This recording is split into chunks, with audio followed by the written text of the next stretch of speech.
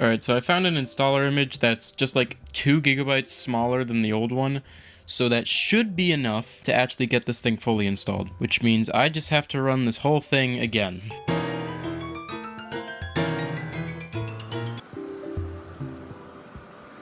It crashed again, that's real nice. Okay, same thing happened. Do you ever just completely forget to work on a thing for 2 weeks straight? Yeah, that's kind of what happened here. So currently, this thing isn't working because either A, it's running out of storage right at the end of the installation process, or B, it runs out of RAM at the end of the installation process. Either way, it completely bricks the install. Now, I do have an alternative method. The person who suggested this video in the first place sent me their pre-made virtual machine file, so I think I'm going to use that other than trying to do a fresh install. Alright, after quite a bit of struggling trying to get this file onto the iPad, it was quite a pain because, like, I tried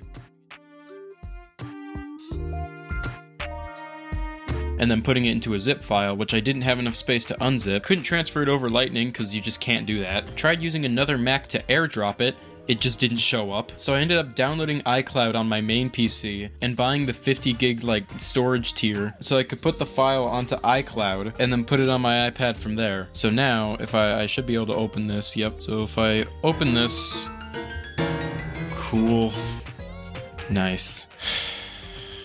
Alright, I'm gonna delete this file, I'm gonna go to my iCloud folder, and I'm gonna separate the hard drive image from the actual virtual machine file, because like it's usually like one combined thing, but I'm just gonna separate it. Okay, I've separated the two. Now in theory, if I open this, and then I edit this so that I can import a drive, and I use that one. Save, yep, I get it.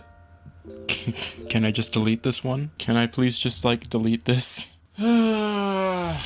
So I can't delete the disk image from the thing. Lucky for me, I can edit the config file from outside of the thing. Alright, one Notepad++ later, and I think I've successfully murdered that drive listing. Yup, it's gone. Let me import that drive, save.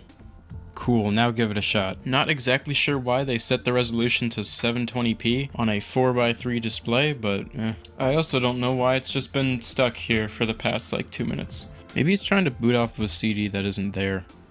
Let me try like swapping these orders around. Well, goddamn. Oh, it's doing things. This better just be like verbose boot and not a kernel panic. Oh, we have a mouse cursor. Alright, I have no idea what the password is. Alright, apparently the password is just H. Well, that worked. This is what I meant when I said it was used by someone else. Can I right click? I can. I can turn on magnification. Ooh, no. That's some good frame rate right there. Just open system settings. So it is running in a pretty high resolution. Can I change the desktop wallpaper? I can set this as the wallpaper. Alright, this works.